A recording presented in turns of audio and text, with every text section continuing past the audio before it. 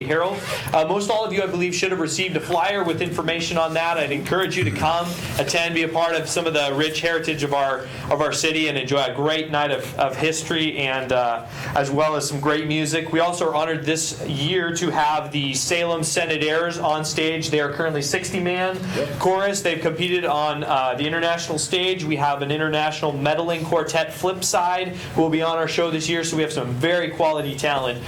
So come out and enjoy an evening with us, and tell your friends about it. Tell them that we're on our 50-year mark here in our 50th show, and help us to have a great celebration of 50 years here in Canby. Becca, come on up here. Oh, thank you. I sing with the Salem Chorus, but And I sing with the Salem Chorus, so we like him anyway. Becca is the brand new bride of Nathan Holmes. Congratulations. Thank you. Yeah. Thanks a lot, everybody. Just a gentleman. Thank you. Thanks, you guys. Thank you very much. It was a good way to start the year off. So, Kim, thanks for orchestrating that. I appreciate it. Thanks, Clint. Yeah, no pun intended. Next on the agenda is a Clackamas Community College bond project presentation.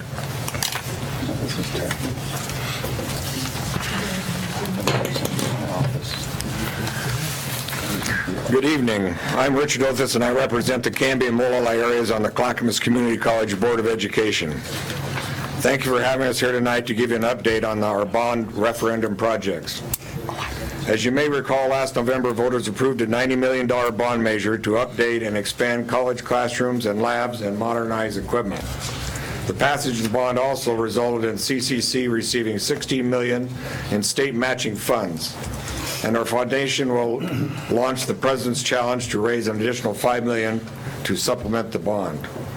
I, along with the rest of the Board of Education, thank you for your vote on the measure, which nearly passed 52 to 48. This funding will allow CCC to grow and will ensure that students continue to have opportunities for in-demand living wage jobs and pursue transfer degrees. I'd like now to introduce President Joanne Truesdale, who will update our progress on thus far. Joanne? Thank you, Richard. Oh, go ahead and sit here. Mayor, council members, administrative staff, thanks for having us here this evening.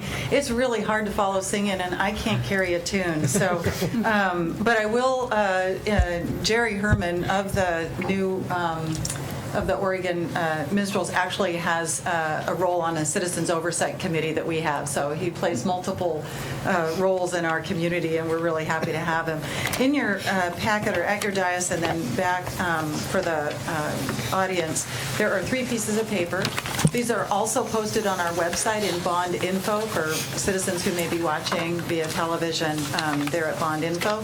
One of the most important pieces in Canby that we always like to give you is in each community we do an update on the community profile, and that's not necessarily related to the bond, but it's always nice to be able to find out how many students attended Clackamas who were from Canby, the percentage of students who attend immediately and right after graduation from Canby High. And then my favorite is we had in 14-15 395 advanced college credit students from Canby High School, and who earned 3,286 credits and saved their parents $264,000 by doing it that way.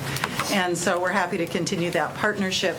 As part of the bond projects, the board did set aside $40,000 for each school district, to put together a partnership building or partnership enhancement with Clackamas Community College at their local high school or where they determined it needed best to be presented. Last month, Richard and I were at the Canby school district, and they're in the process of narrowing down how they want to distribute that money and how they want to support that. So we're excited about supporting kids directly in the high school in terms of continuing the connection with Clackamas Community College. And then, of course, we have business connections and the businesses that we serve, not only with incumbent worker training, but also startup businesses. And then just in general, some of the student access pieces, tuition comparison. We are the lowest tuition in the state for all the public schools and both community college and universities. And I'm really proud about our foundation that awarded over $623,000 to local students to support their academic work at Clackamas Community College, and then Veteran Services. So that's the profile piece, just to kind of reintroduce and let you know it's been updated since last year and the last time we talked, and it's updated annually. Hot off the press is a newsletter, and again, this is also posted on our site. We're doing quarterly updates to the community, and it's our bond update, and this one is hot off the press. So it has the most up-to-date information about where we are at this moment.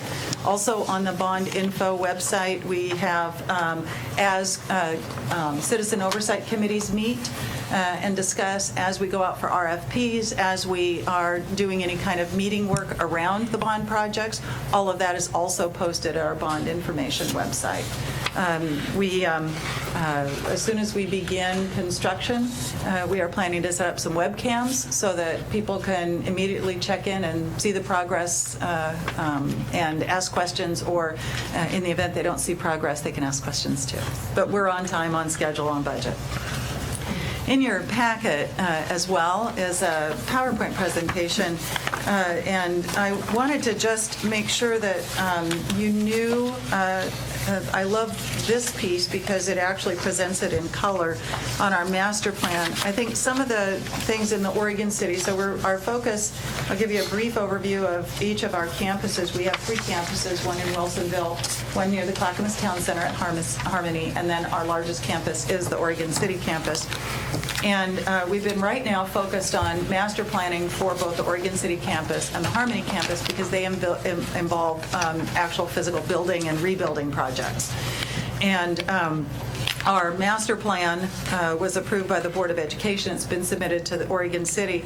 The key pieces at the Oregon City that I believe that community as well as the district is excited about is the opportunity to change how students and how the community flows into the campus and gets parked. Everything from pedestrian walkways, which are non-existent right now in some sections of the campus as you come in from Malal Avenue, but also just a way to connect from 213 and connect to a third entrance. Right now we only have 2, but connect to a third road, which Oregon City is requiring, making sure it comes in, which is Myers Road. And what that does is it allows 2 of our buildings, the proposed new building of the Student Service and Community Commons, where a lot of community groups can use and meet. It offers that immediate accessibility. Right now, you have to park several hundred yards away. And it also provides an opportunity for students to see firsthand a new science facility that we're putting in. So it becomes that kind of presence at the front of the campus. When we talk to the community throughout the district, when they came on from 213, many of the comments we got is, well, I've never really been onto campus because I always thought that was where the golf course was, meaning the Oregon City Golf Course. And so this provides a little more visibility and a little more welcomeness to people and easier ingress and egress. It also improves our safety because we're improving line of sight through corridors and through ingress, egress corridors. And that's an important addition. So from that, we have that. We have also an industrial technical center planned for the Oregon City campus, and that's to serve manufacturing, renewable energy, engineering sciences. So a whole complete redesign and really a quadrupling of the space that we are currently have those facilities in and those programs in. So on the industrial, you can take a look at the master plan.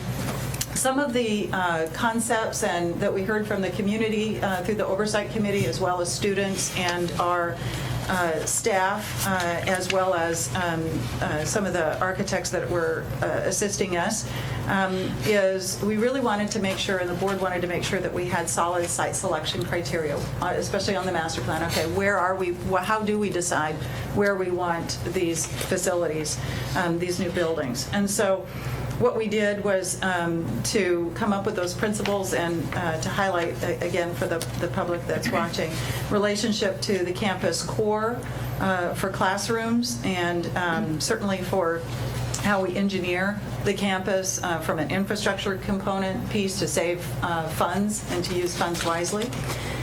We have also a need for some of our programs to make sure that at our Beaver Creek entrance, where we have our technical programs in welding and apprenticeship program, that some of our other technical areas have a better connection physically, so that there's the feeling that Claremont isn't out there in Never Never Land. So we heard that. And then also to address in the Industrial Technical Center a really high need for a protected service area and delivery of large goods. Right now we're in a very tight spot, and it's interesting to see 35 feet long machines, high-end machines, try to get into the Barlow, what we call the Barlow U. And so that's how we developed the ITC, the Industrial Technical Center, and it'll be positioned at the east side of the core campus within line of sight to Claremont, and leverage those different classrooms so that, again, we can be more efficient with the use of the public's money. The next piece is the Desjardins Science Edition. Again, we took a look at the last building that was built. It had a planned-in extension when we were ready to develop new chemistry and science labs. Our chemistry and science labs in Pauling are 33 years old. I think 34. I believe, if I didn't tell you last time you came, I did attempt chemistry in that building 35 years ago. And it was really only an attempt. The good thing is I woke up in geology on Wednesday and managed to make it through. But what we did is, in redeveloping those, we took advantage of the intentional internal service and the efficiency pieces that were in the Desjardins building that was built under the last bond in 2000, so that we would extend it. And so that's a very cost-effective way of doing that. And that adds 7 science labs and repurposes rooms that are really out of code and out of date into general-purpose classrooms. The other one I want to talk with you about on the Student Services Community Center, for many of you who either attended Clackamas or have been up to Clackamas, we do have a community center. It's the one that was originally built, and it has seismic issues, and it also has expansion issues. So we proposed and we're working through a process to combine our bookstore, which now is at the north end of the campus, with food services, which is at the south end of the campus, which is with student services, which is kind of in the middle, and some over there, so that we can create that space together. And then the other is to ensure that, again, when the community comes on, they have places to meet. We actually have the Gregory Forum, and that's booked a lot for outside organizations, community organizations, business training, and we need more space to do that. So again, when we're not using these facilities for classes, it is the public's, and we're going to be using those in order to make sure community and other events are able to be held there. I don't know how much time I have. I think I'm near out. No, you're doing fine. Okay. And then I want to talk with, we do have some facility campus upgrades, and particularly those are really in the area of elevators and some Title IX upgrades. That's some compliance pieces that we need to address that we're out of alignment for in accommodations, and we committed to addressing those with this new bond. And then repurposing different pieces of the regular college campus to put them in, repurpose them into where we can get the highest and best use for that particular space at the cost that is most effective to transition. So like the science labs. You can't repurpose the science labs and try to put new science labs in that same building. The building just can't support that kind of renovation. But what we can do is we can put general purpose classrooms in there. It's a cost-effective way of managing that space. So those are some of the other things we're doing, looking at repurposing the bookstore in McLaughlin, again, into classroom space. Repurposing Barlow Hall and the garage bays, whether it be automotive or a high school program or others. We're not sure yet because that's part of raising additional funds to see if automotive can withstand their own facility at a different part of campus. So we're interested in exploring that, but right now in the bond we have it programmed to be repurposed for automotive. And then at the Harmony Community Campus, there's the master plan there, and again, it's in the bond update. We're a little farther along.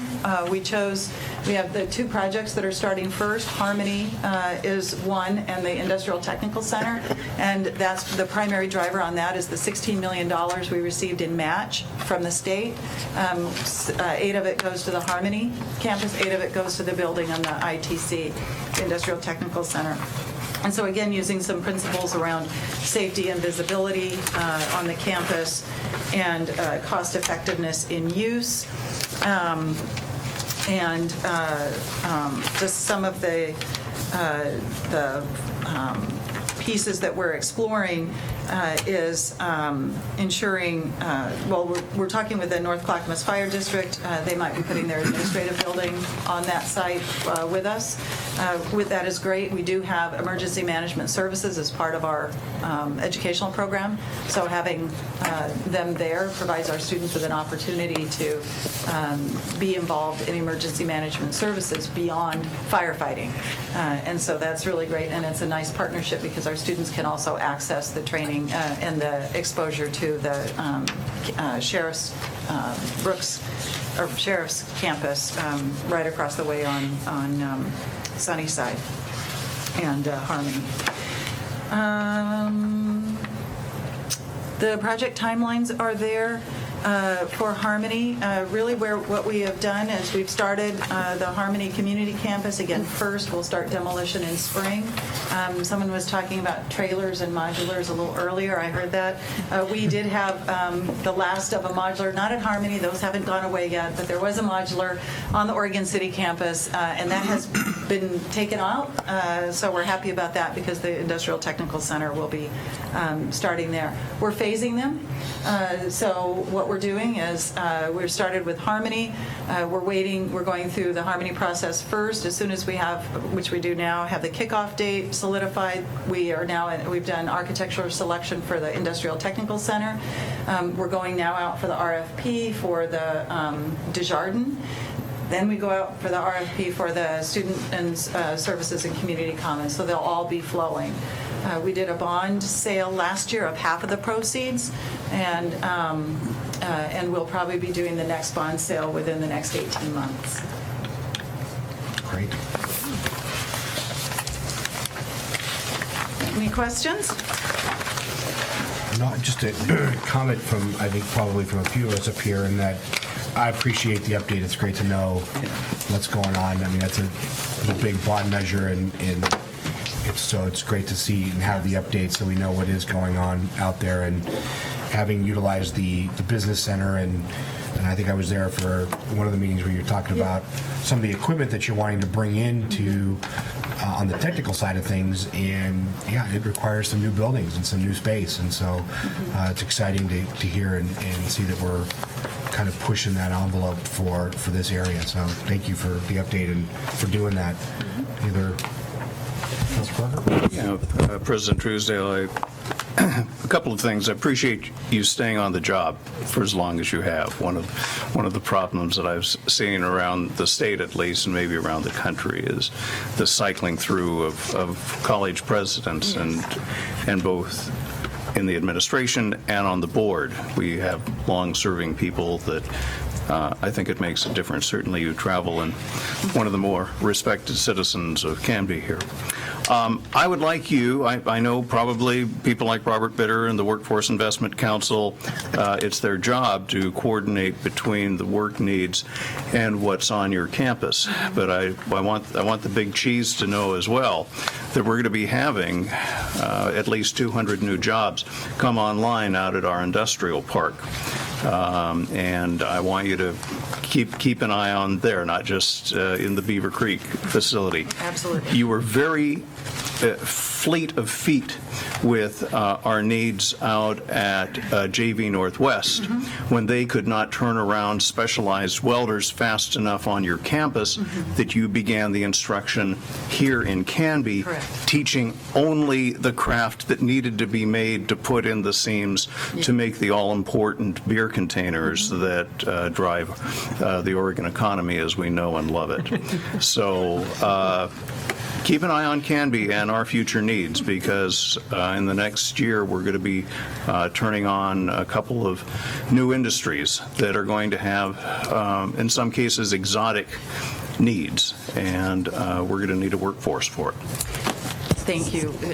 It's not, Councilor Parker, it's not without, we are definitely investing in our customized training and our interest in redeveloping the Oregon City campus is so that we can actually have people rotate through not only Oregon City and aggregate demand for smaller companies, but we also know that just like JV Northwest, there are companies where we need to go out and work with them, and we do that, and we'll continue to do that. And I really appreciate the heads up.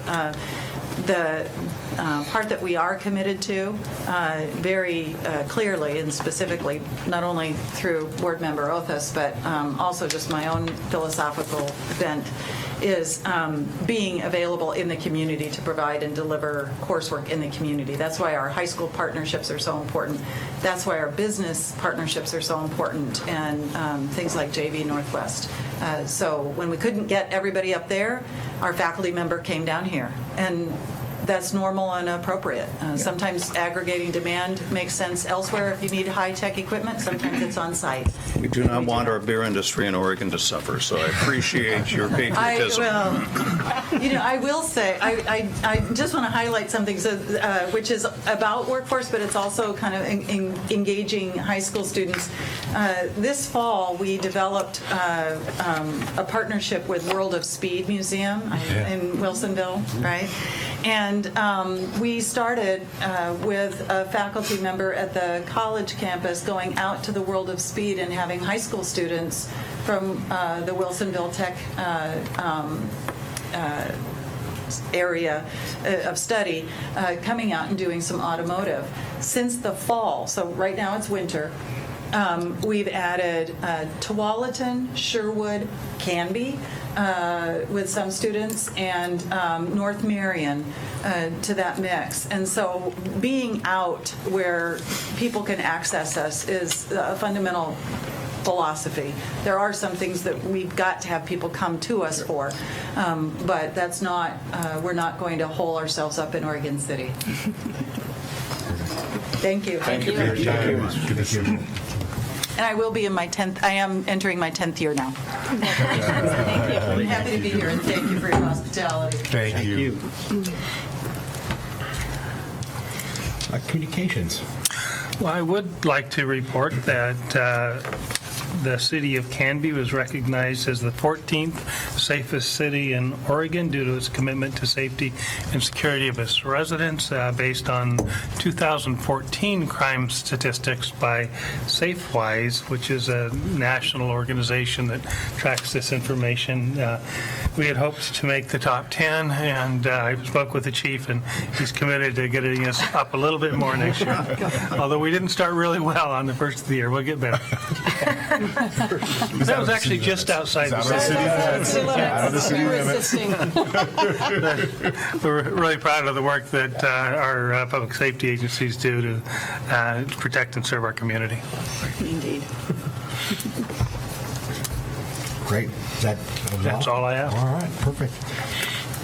Next up is citizen input in community announcements. So anything citizen related that's not related to the agenda? fill out a fun little yellow card and come on up. Today we have Mr. Rankin. He will talk to us about the Canby Fights Hunger.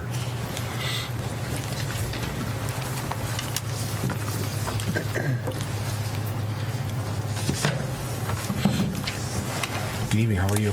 Good. Good.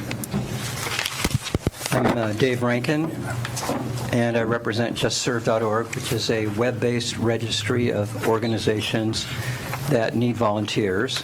And JustServe.org is supported by the Church of Jesus Christ of Latter-day Saints. And so what I do is I call on organizations that are nonprofits, churches, civic organizations that need volunteers and try to get them to post their volunteer opportunities on a web-based registry. And while doing that, calling on three of the more important organizations, the Canby Food Bank at St. Patrick's Church, the Food Pantry at Canby Alliance Church, and the Canby Center, and talking to them about posting some of their volunteer opportunities. I was successful in getting them to post some opportunities, but what I heard back from them was that they really needed more food, especially during the springtime. And so it seemed like really the best thing to do was to create a project to get them some more food. And this was back in the fall. It was late October. And I actually called Tracy Hyde and talked to her about it to see what she thought of doing a project like that, and also the timing of doing a project like that. And after getting some advice from her, settled on March as a time to do it, and a name, Canby Fights Hunger. And the organizations were all pretty excited about doing something like this. And several of you yesterday were at the chamber luncheon where I presented it. And I did sign up some organizations before the holidays, and then kind of backed off because of the Kiwanis food drive, because I didn't want to talk to those businesses while they were in the middle of that food drive, because it would be a conflict, I think. And so now I'm actively soliciting businesses for the project. Now, these three organizations feed about 5,300 individuals per month. And many of the individuals access these organizations 2 or 3 times a month. So it's probably about 1,800 people per month, unique individuals that use these services. So that's more than 10% of the population of Canby. And the food that they receive is all donated to these organizations. Either the food is donated, or these organizations raise money and buy the food at discounted rates. And these are all volunteer organizations for the most part. My organization's all volunteers. So I think they perform a great service for the community and for the individuals they serve. And I've had good response so far, and we're signing up churches as well as businesses. And Rick has indicated that the city would be interested in placing bins in city offices. It's entirely voluntary whether employees want to put food in the bins, but the letter there is an example of what would be sent to the employees, the bottom part, indicating why they might want to consider participating in the project. So it's a pretty easy project. Provide the bin, send the information to the employees on why they should consider donating, and then pick up the food at the end of the project. It's about a 12-day project. And that's Canby Fights Hunger. So in addition to providing you with the information and hopefully getting your support, I would like the city to designate those days as Canby Fights Hunger Days, maybe with a proclamation. And that's why I'm here. And thank you for your attention. No, thank you for bringing us. For your good heart. I need to really compliment Dave. We've had an opportunity to work the city has had an opportunity to work with Dave and his organization on a cleanup day at our city parks, and they brought out a crew of around 200 people, as I recall, and spent a half a day cleaning up city parks. Did a remarkable job, and the professionalism with which the volunteers worked and the manner in which Dave and his leadership group managed that large group of people assisted by our own park staff was just remarkable. And I really appreciate the contributions Dave is making to this community. Thank you. Thank you very much for coming. Next on the agenda is mayor's business. It seems like it's been a while, I think, since we've had a meeting, so we'll keep it brief. Yesterday was the chamber luncheon, the Canby Area Chamber of Commerce, and we had Senator Olson give us kind of a legislative update from last year, kind of heading into the short session here. So definitely some pretty impactful things coming down the line potentially. So definitely tune into that. I think Tracy recommended a website that people can go to if they want to find out what's going on the short session. Does the senator have a website, or The senator himself does. It's he has the one of his legislative one through the state website, but he also has alanolson.com. yeah? So at alanolson.com can get some updates on what's coming up here.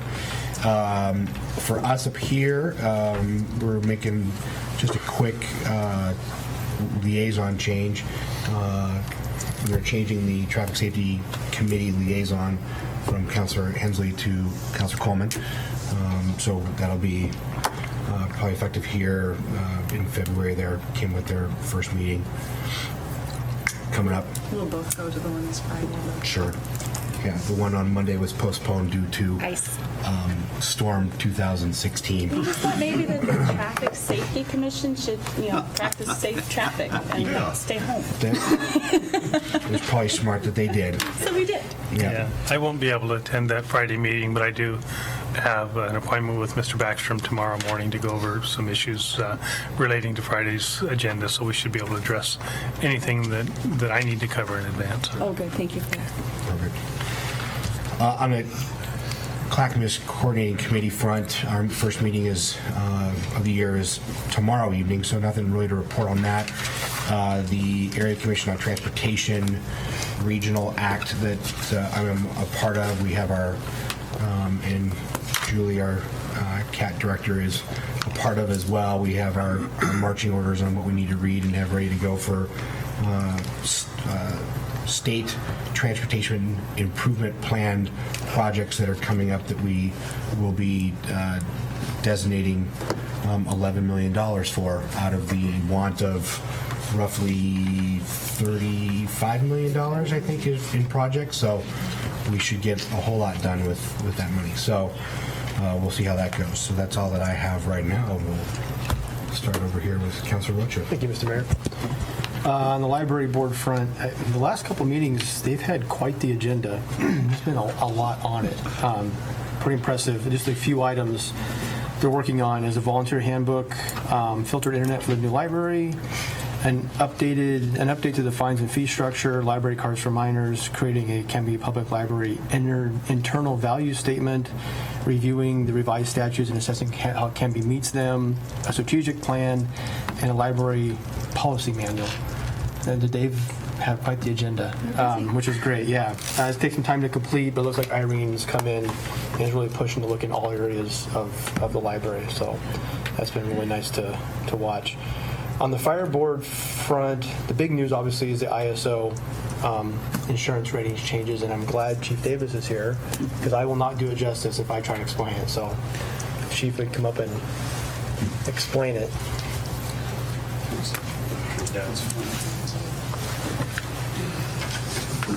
Well, good evening. Happy New Year. Happy New Year.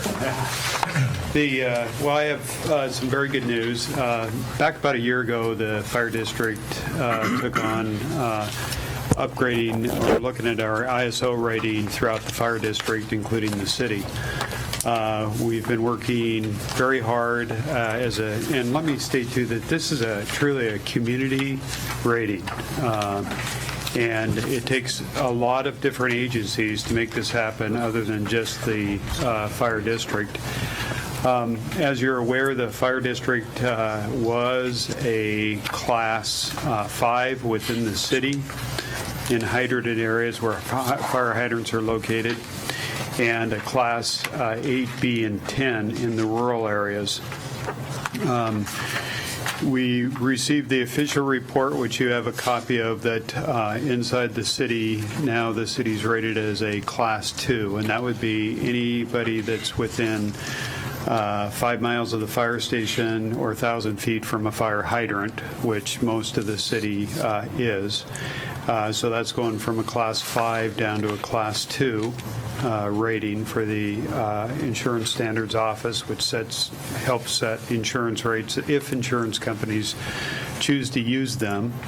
And then in the rural area, dropping from a class 8, B, and 10 down to a class 3, which is substantial. Scott Gustafson, our insurance agent, worked up some live cost projections on insurers that he insures, and it's anywhere from 20 to 30% cost savings in your insurance premiums by that drop, and it'll go into effect on April the 1st. We tell people that you can use it now. Basically, the only reason they put April 1st is so that when the insurance companies access ISO, that they can access the maps. But officially, we have received that change. So that's huge for the city as well as the fire district. And again, thank you to Rick and to the staff at the city and Public Works. Without their cooperation in providing excellent maps of the water system, actually going out and doing maintenance on each fire hydrant within the city, which receives points, and the excellent water system that we do have, that helped us considerably, as well as our dispatch agency. We've been making improvements up at Clackamas Communication Center that we contract our 911 with, and they made some improvements which gained us some substantial points too. So good news, and just wanted to pass that on. So thank you very much. Thank you, Chief. Yeah, thank you for your work. This is huge. And of course, thank Mr. Cornelius for that excellent water system that we enjoy.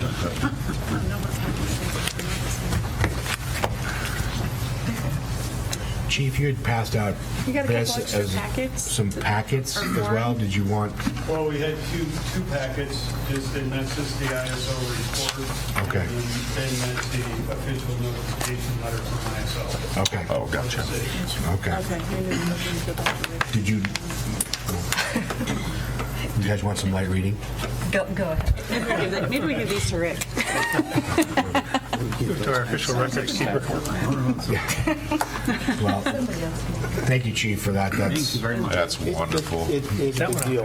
The chief said, the district did this, and he's right, but the chief pushed this. he did. It was one of his number one priorities when he became chief was to get after this. So, thank you. We appreciate it. Yeah, it was one of the first things we discussed after I arrived. It was top on his priority list. Nice to see he's achieved it. And thank you. Councilor Parker. I didn't know if Councilor Rocha was done. Hoping to hear some more. Let's see, it has been a while since we reported in. I guess we haven't had a meeting since our successful Light the Night program. Huge turnout, despite some cold. Many thanks. Rick, please pass along to our Public Works folks. Not only did we get some decent electrical conduits out there, but every time the weather turned off a set of lights, they were back out there and got them back on. And nothing, to me, looks sadder in a Christmas lighting pageant than a string of lights that are out. So thanks very much to them. Our new event, the Fourth Independence Day, Tracy, I'll let her explain a little bit more. It's our newest Main Street program. You were actually at the last meeting, so I'll let you talk about that a little bit. Our Main Street program is also putting together a updated vacant properties list and working with some of the new businesses that have come in, including Sugar Plum Cafe and Bakery in the Cuthbert's parking lot there, and a new bridal store down the street in the Hawley Mall. And really thinking about doing some partial rebranding of Canby as the wedding place, because we've got the little chapel there for weddings. We've got a place to buy dresses. We've got several great florists to get your flowers, and then we've got all of these huge facilities out at the fairgrounds for receptions. So all we need is a hotel and a brew pub, and we can have some good weddings. Thank you, Mayor. Excellent. Thank you, sir. Councilor Hensley. Thank you, Mr. Mayor. I likewise attended the Light the Night and also the Canby's, the Christmas tour of homes put on by the Friends of the Library. I wasn't able to attend last year, so I was excited to be able to go this year. And it was so fun for me to see 5 other families as excited about Christmas as I am and have multiple rooms decorated. I didn't see anybody with 14 trees, though, so I might still have the top honor there, maybe. I don't know if it's a dubious honor. I think it's a little crazy, but that's okay. It's a sickness. Slightly. Seek professional help. But at any rate, thank you to the Friends of the Library and the 5 families that hosted that event. Also, another very successful event that I'm always happy to attend every year was Operation Snuggle. So thanks to all of the organizers of that event. And I think the last count, it was fire that won, wasn't it? All right, Chief. Yeah. I think only 2 this year, though. It was only by a couple. 12. You said. Not that you're counting, though, right? Yeah. Oh, that was good fun. I likewise attended the chamber luncheon and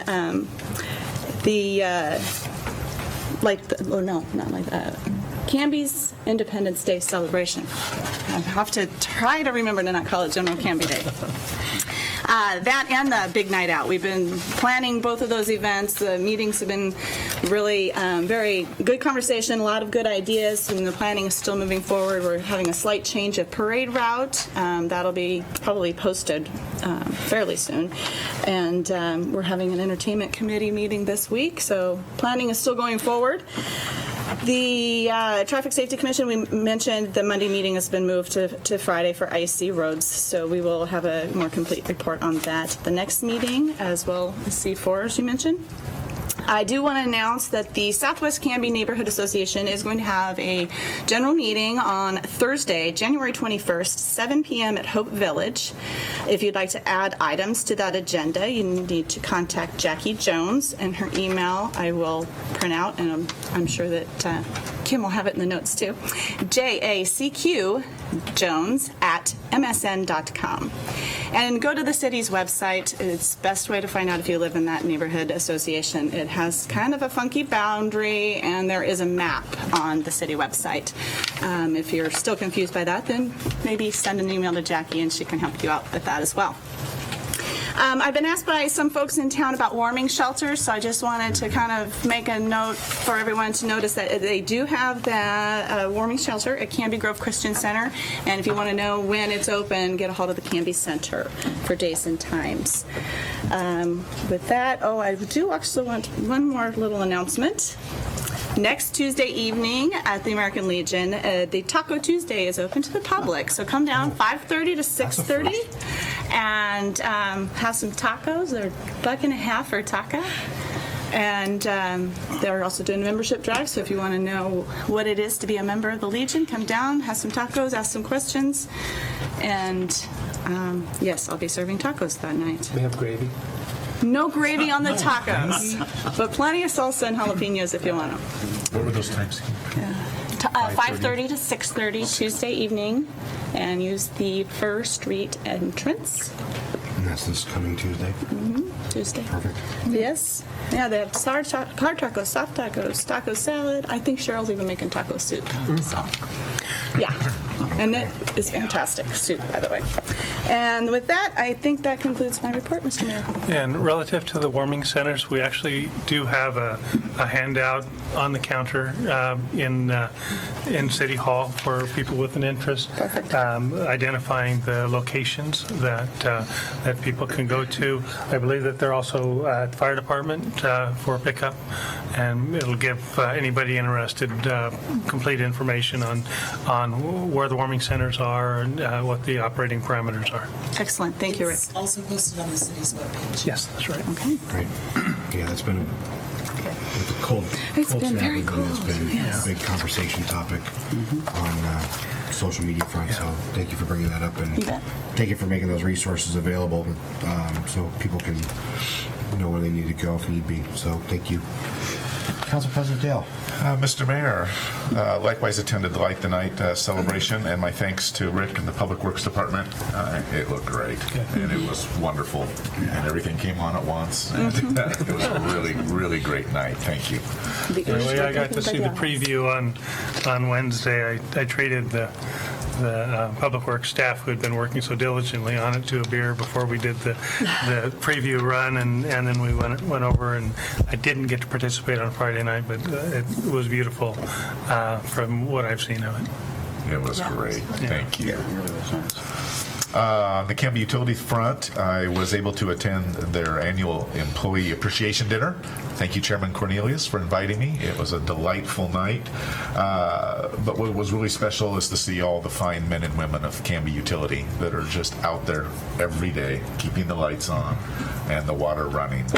Just a marvelous organization, really excellent people, all the way from front office staff to linemen in the worst of conditions, keeping our power on. So thank you, Chairman. That was really wonderful. Related, Canby Utility Board has an opening coming up. So in our listening audience, it's a great opportunity to get involved with your city. You'll get some great tours of the utilities. You'll learn how they work, but you'll also get to participate in not only setting your own electric and power rates, but really helping to map out, which is important. You'll understand what really goes into those throw rates. that carrot out there. I have thrown that carrot out there, and you'll get to see why. Here's my shameless economic development plug. Why Canby pays, at least 30% less rates than other neighbors for their power. Great reason to relocate in Canby. But it's really also an opportunity to help chart the course of Canby Utility for the next coming decades. They have a number of initiatives. We're a growing city, and so there are power planning and in particular water planning to go on for the future. So it's a great opportunity to get involved. Chairman Cornelius, you want them to contact our city recorder or call Canby Utility? Oh, they have to fill out an application and provide it to the city recorder. There you go. And we'll go from there. You'll need to fill out an application. It's a very easy application to fill out. Get it to our lovely city recorder, and we'll be talking to you soon. So I just want to encourage folks to apply. It's a great, great way to get involved. And would it be okay to have our city administrator brag on Public Works a little bit for their hard work during Absolutely. the Canby flood of 15? Absolutely. And thank you for that opportunity. Our Public Works staff were extraordinary over the last month, and culminating on New Year's Eve and New Year's Day with a moderate spill based on a backed up sewer line that had our Public Works people out in the middle of the night when they all wanted to be celebrating and tending to the duties and the needs of the community. It was extraordinary. During the flooding, we had staff on for that extended period of about 36 hours, first in immediate response to the localized flooding that had occurred. We had sandbags filled. We had an alternate location for self-filling of sandbags.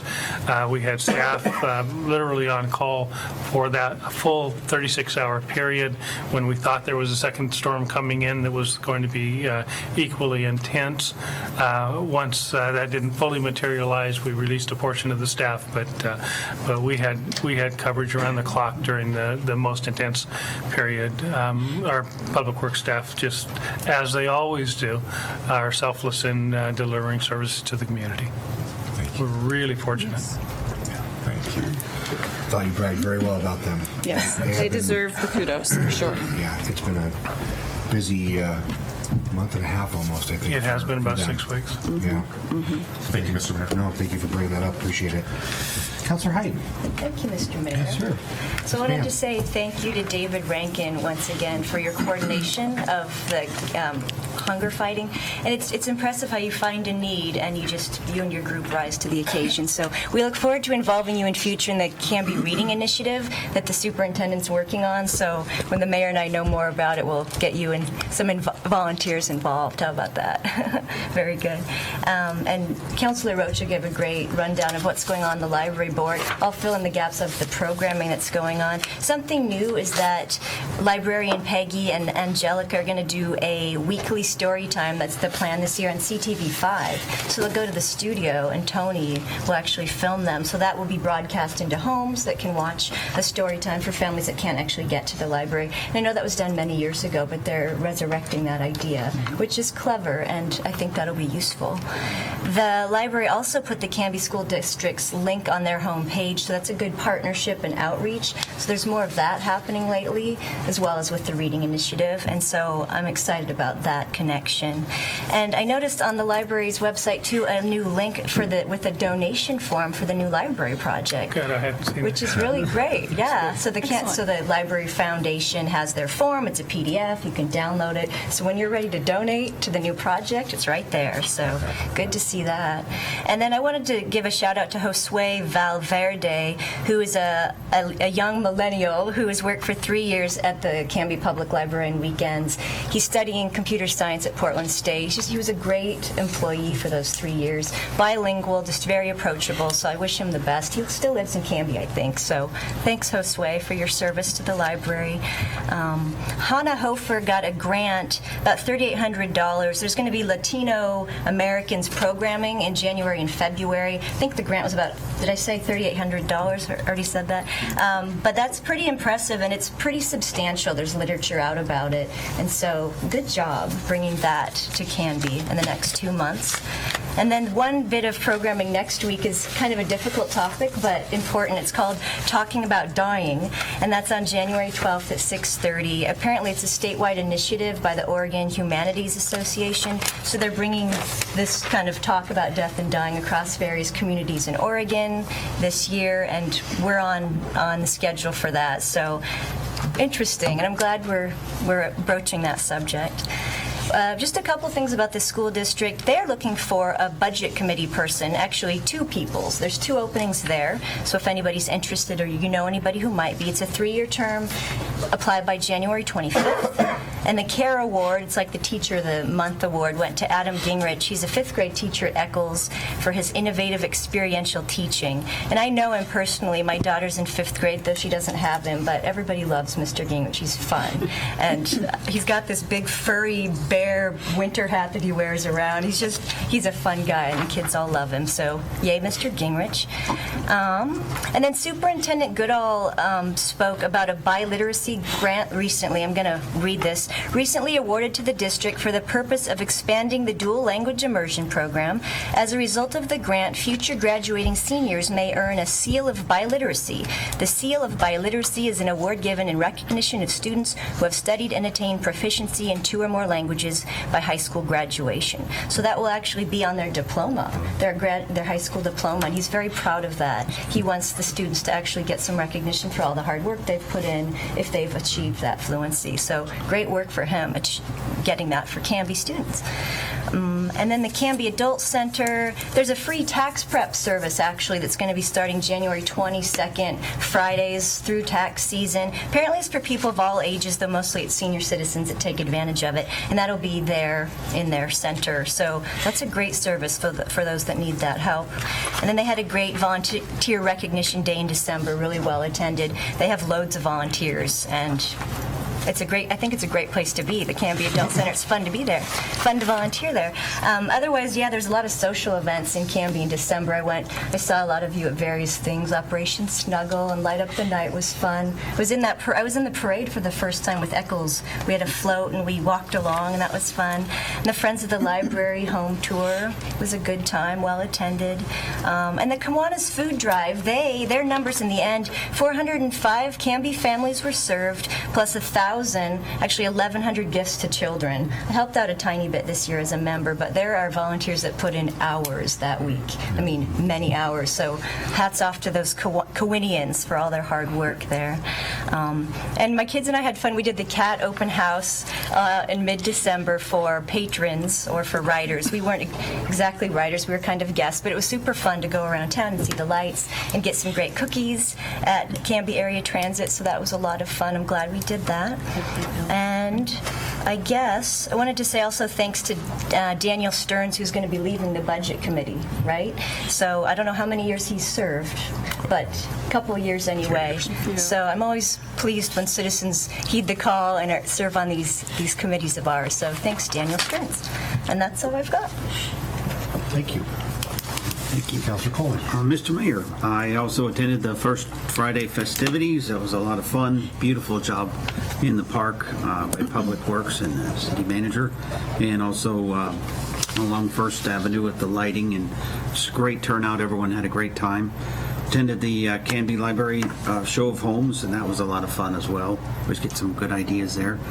I attended not only the Christmas Bazaar at the fairgrounds, but there was a Red Mitten Christmas Bazaar up on New Era Road my wife and I went to, and that was a lot of fun. I got to attend my first cat holiday open house party. That was a lot of fun, and you just are reminded how much this community depends on that cat, and what it really touched your heart when you see how that's a vital lifeline to those people, and so really proud to go to that.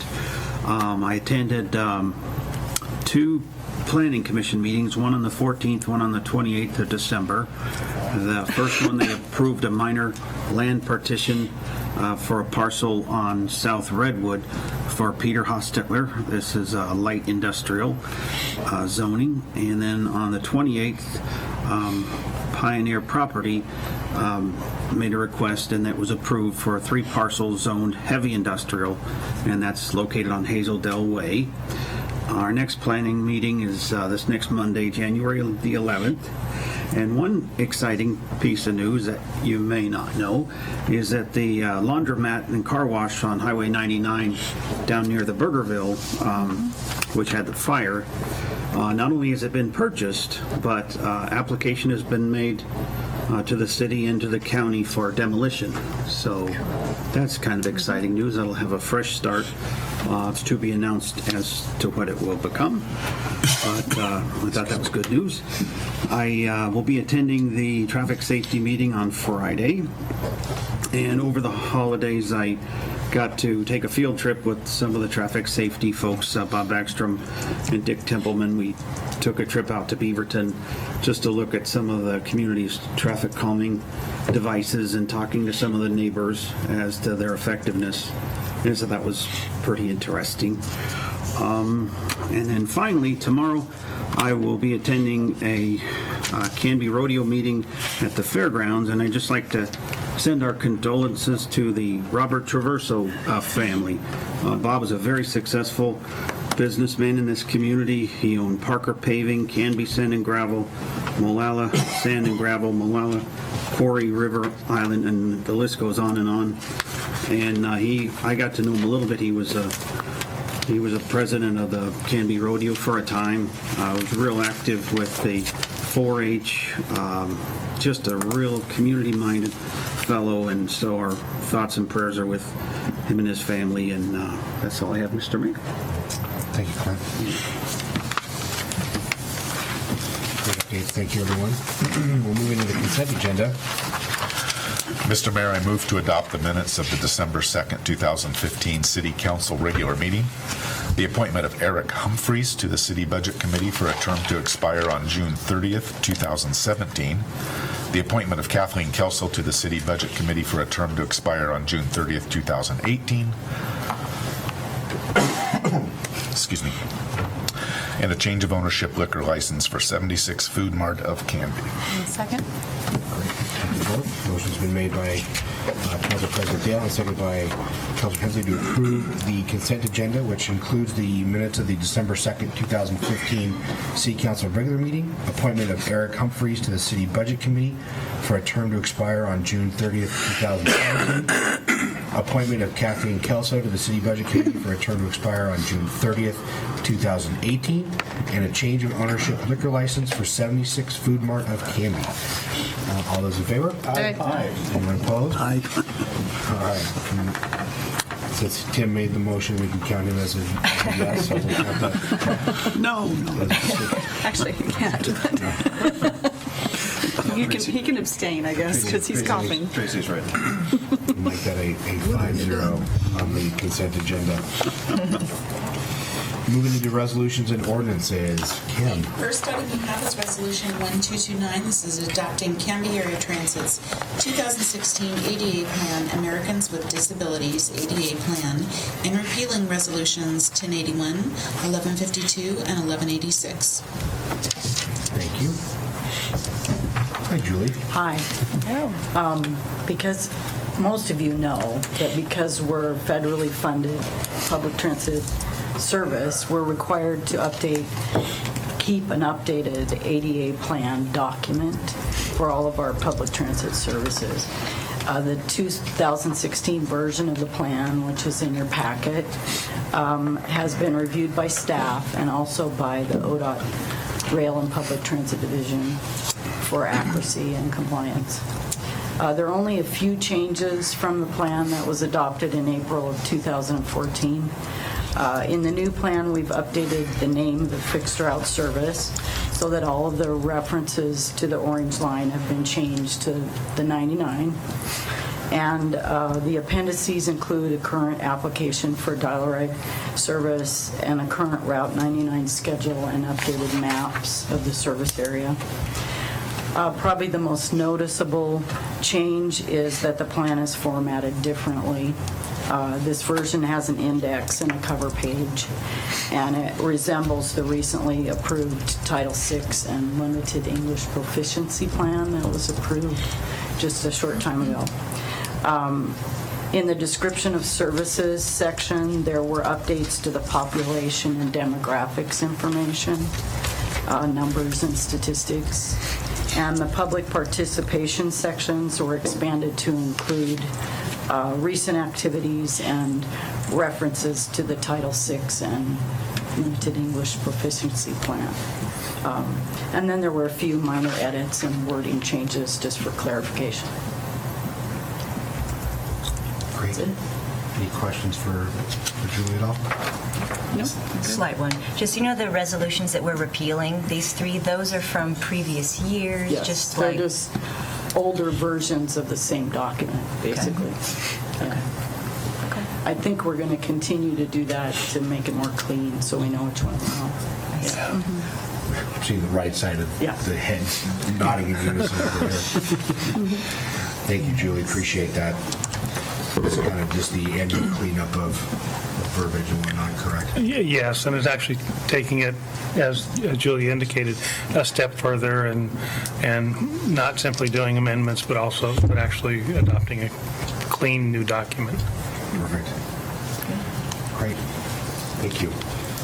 A motion, please. Mr. Mayor, I move to adopt Resolution 1229, a resolution adopting the document entitled Americans with Disabilities ADA Plan and repealing Resolutions 1081, 1152, and 1186. Second. Thank you both. Motion made by Councilor Coleman and seconded by Councilor Height to approve Resolution 1229 adopting Canby Area Transit's 2016 ADA Plan, Americans with Disabilities ADA Plan, and repealing Resolutions 1081, 1152, and 1186. All those in favor? Aye. Anyone opposed? That carries 5-0. The next item we have is Resolution 1230. This is declaring a city vehicle surplus property and indicating intent and method for disposal of such property. Okay. And I did a short staff report, but the crux of this is that these go hand in hand, 1230 and Resolution 1231. In 1231, we wanted to amend the interagency agreement that we have with the Friends of the Canby Adult Center Incorporated, basically giving them a van that they've been using all along. And in order to do that, the city has to declare that it's surplus and not necessary for the city itself, because and it's been used all along by the Friends of the Canby Adult Center. And so it's a legal formality that you have to declare it surplus and resolve your intent to actually give it over to them. And then 1231 changes our agreement so that we no longer have to hold insurance on a vehicle that we will no longer have. So those are both of those resolutions. So 1230, now, we've done surplus before. This is the first time I think I've seen us do it with just one vehicle in mind with a specific destination in terms of what we want to do with that surplus. Yeah, as the city, as a government, we hold everything that we have in the public trust, and it really belongs to the public. And so it requires you guys passing a resolution that says that we actually no longer need this in order to then gift it over to another nonprofit organization that we are really, have an interagency agreement with. On what other occasions do we deem something surplus, a vehicle like this? What other occasion would there be? Well, a law enforcement vehicle that has excess mileage, one of our administrative vehicles that is no longer serviceable, it's more expensive to repair. And then typically on those, we'll send them to auction or have other disposal methodologies. But in this particular case, and I do want to thank Joe for the work that he did in communicating with the Adult Center, Kathy Robinson, and working through this process to facilitate the transfer of the vehicle from the city to the Adult Center and the amending of the agreement between the parties. And something that we wanted to do for about a year and have been working back and forth on language. And so I just really appreciate the work that Joe had done to facilitate it. Yeah, we did this a couple of years ago, too, with a bunch of public works items. Yep. One of them was a 1965 pickup truck.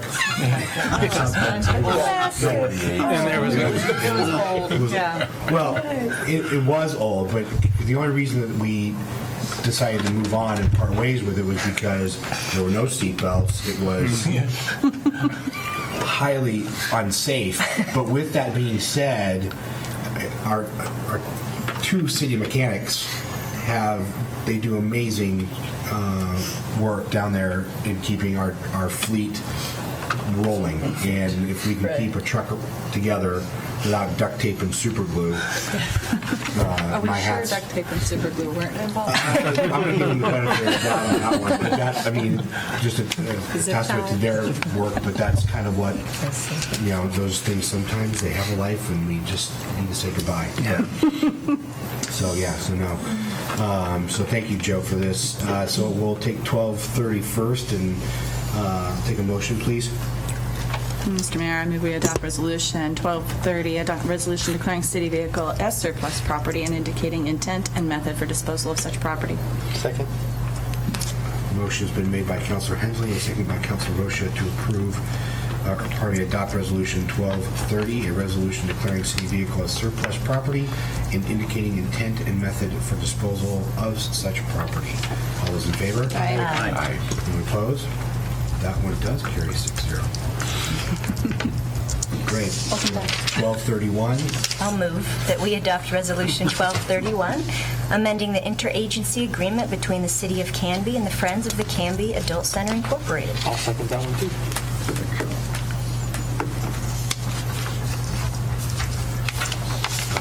Motion's been made by Councilor Height, seconded by Councilor Roche to approve Resolution 1231, amending the interagency agreement between the City of Canby and the Friends of the Canby Adult Center Incorporated.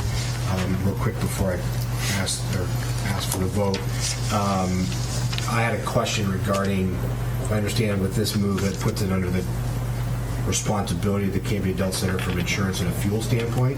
Yes. What about maintenance of the vehicle? I didn't see that in the document as to who's going to handle. When it belonged to us, the maintenance question became, basically it was the city vehicle, and we were insuring it, and so really it's a liability if we don't maintain it. Right. The agreement is silent as to maintenance, and it belongs to them now, so the maintenance is on them, as well as the insurance and the gas, which is another change. Okay. Oh, I saw the insurance and gas called out. I wasn't sure about the maintenance piece, and wasn't sure if we were to still take that on as a piece for them or not. Okay. It seems so beautiful, like this win-win, right? They get the vehicle, we don't have to pay insurance, right? Everybody wins. Everybody walks away happy. Yeah, very good. Good job. Thanks. Thank you for that. Very good job. Any other questions or discussion on this? Okay. All those in favor? Aye. Anyone opposed? All right. That carries 6-0. The next item we have is ordinance 1431. This is authorizing a contract with Rachi Inc. for the wastewater treatment facility biosolids loadout building project, transferring budget appropriations and declaring emergency.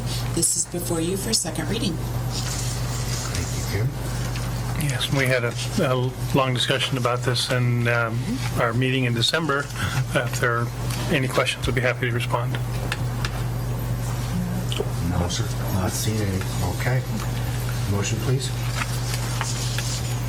Mr. Mayor, I move we adopt ordinance 1431, an ordinance authorizing the mayor and city administrator to execute a contract with Rachi Incorporated for the wastewater treatment facility biosolids loadout building project, transferring budget appropriations and declaring an emergency. Second. Motion made by Councilor Hensley and seconded by Councilor Coleman. Ordinance 1431, an ordinance authorizing the mayor and city administrator to execute a contract with Rachi Incorporated for the wastewater treatment facility biosolids loadout building project, transferring budget appropriations and declaring an emergency. I will call vote. Councilor Rocha? Aye. Councilor Parker? Yes. Councilor Hensley? Aye. Councilor Dale? Aye. Councilor Height? Aye. Councilor Coleman? Aye. 6-0. Thank you. The next item we have is ordinance 1432. This is authorizing contract to purchase 3 vehicles for the Canby Area Transit from Creative Bus Sales of Canby, Oregon. It's a busy night for you, Julie. It's all in one night, though.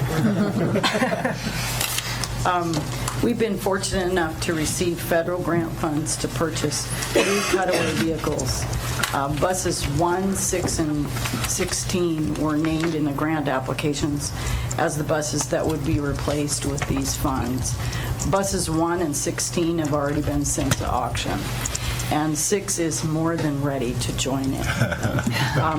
Our amazing fleet department has been able to keep us rolling by keeping 3 of the original 7 CAT vehicles, buses number 2, 3, and 6, still operating. They're used mostly as backups, but we wouldn't be able to operate without them. The 3 new buses will allow us to eventually send all 3 of these old-timers to the bus yard in the sky or wherever these old buses go. I think it's actually to auction. But in 2012, we got our first 2 low-floor cutaways, and we've been very pleased with them. Both the drivers and the customers love them. In fact, the fact that they have a ramp instead of stairs and an external hydraulic lift make boarding the bus through the same door for everyone. It just makes it so much easier. And the overall on-time performance is better and it's just a better way to go. Purchasing these 3 buses will move us more towards standardizing all of our equipment, which will make things easier for the drivers and for training, and also for the mechanics, because we'll have 5 buses that are similar. And overall, it'll contribute to efficiency and increase the average age of our fleet, which will make us more reliable. The grant funds for this purchase came through the ODOT Rail and Public Transit Division, and they prefer that we purchase through ORPIN, which is the Oregon Procurement Information Network. And they require us to follow a specific process, which makes us gather quotes from all the vendors who offer a vehicle of our specifications in the ORPIN. And we followed the required process and compared the quotes based on a best value set of criteria. And our selection was then reviewed by ODOT, and they approved the process and our selection. Ultimately, Creative Bus Sales was selected for both vehicle designs. You may remember that we purchased our first 2 low floors from EK Coaches in Canby.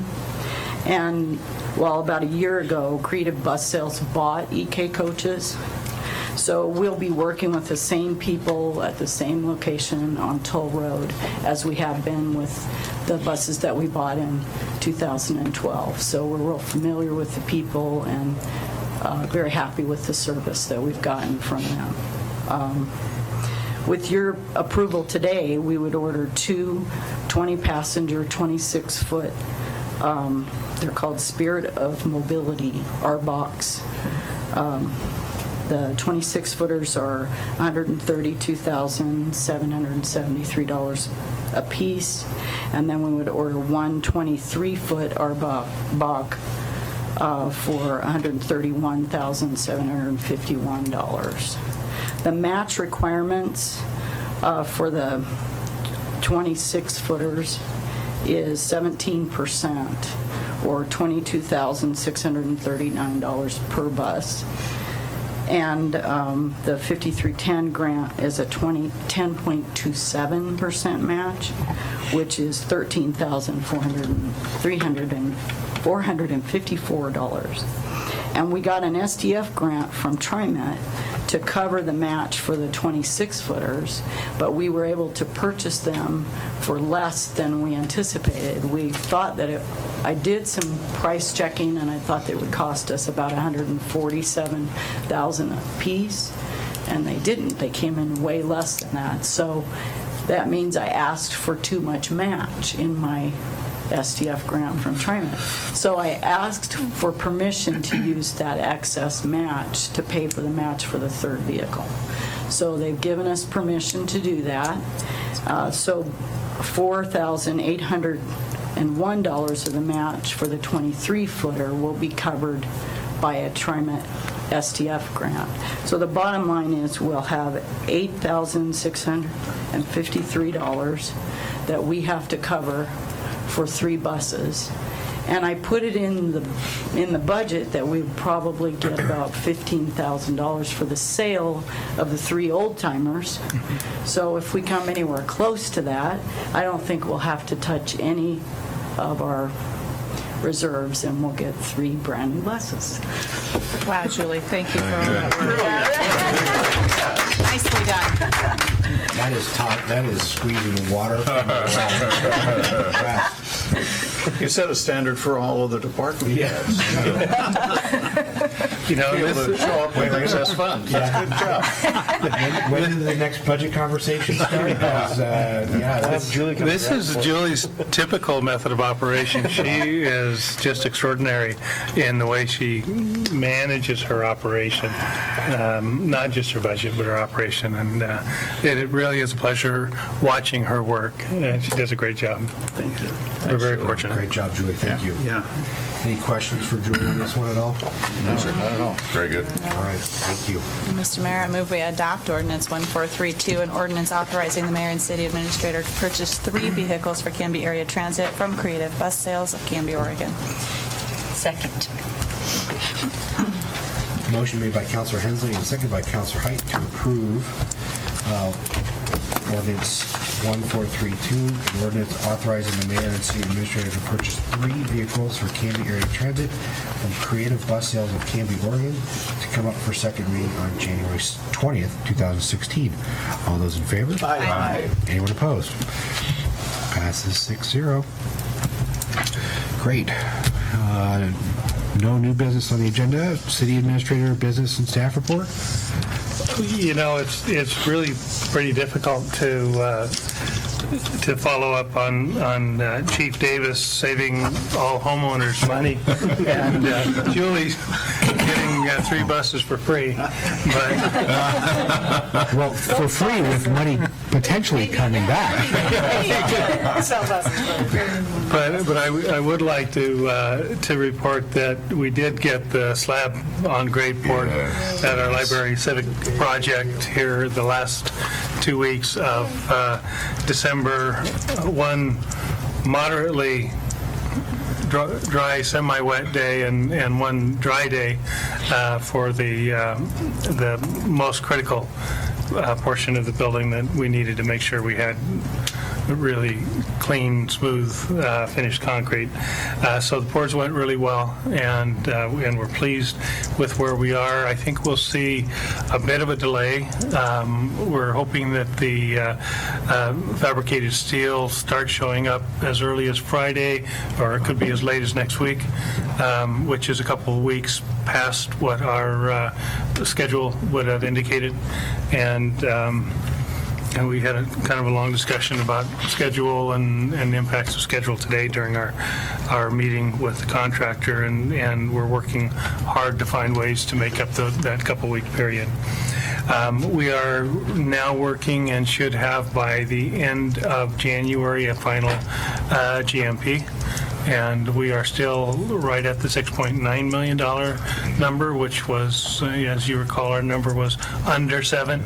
And so we're now, at this juncture, comfortably under 7, and we, I believe that we're going to wind up right at 6.9 plus or minus 10,000. So really happy with the construction team, the work that's being done in preparation for the next phase, which you'll see steel going up in the next 2 weeks, and then some framing beginning just on the heels of that. Our glue lam beams, which are the large beams, are just nominally delayed, but we should receive them in time. With the delay on receipt of steel, it'll allow the glue lam order to catch up, and so I think that they'll come in. We're monitoring our critical path for both the materials ordering and construction crew scheduling really closely, trying to see what the bottlenecks we will have over the next several months will be. But we think that through the GMP negotiations, we'll probably, given some weather delays and a willingness to be somewhat flexible in a challenging work environment, we think that will allow a 3 to 4 week slip on the schedule on the final construction date as a reasonable accommodation for the lost work days. And that assumes that during the course of construction moving forward, our biggest exposure now is freezing weather in completing the work. Crews can work under most rain situations. Obviously, freezing weather has a different impact, so we'll be monitoring that, and they're going to do the best they can. Very good. Thank you. Yes, sir. I remember when we were building the police station at one point, Intel robbed our supply chain of steel. Is that what's going on? No, it's actually not. There is a demand for steel, but the supply is still there. What was kind of the delay is we have a fairly complicated connection structure to just the way the building is designed and the way the steel connects to the walls and the first and second floor interplay. And so we had the design drawings and engineer drawings going back and forth between the architect contractor and the steel supplier, the fabricator, 2 or 3 times before all were in agreement and the engineer signed off on it. There was an initial desire and attempt on the part of our contractor to get the steel started without the engineer stamp, and he was willing to take the risk on it, but the fabricator had too many bad experiences with that, and they just weren't willing to consider that as an option. And I understand that the industry just doesn't do. In the past, fabricators would move forward on GC's recommendations, but anymore they want to see the engineer stamp and final approval before they start cutting and welding. That seems about right, Todd. Absolutely. All fabricators are slow right now. Yeah. Yeah, it's slow, and the holidays impacted fabrication too. The holidays impact a lot of things. Yeah.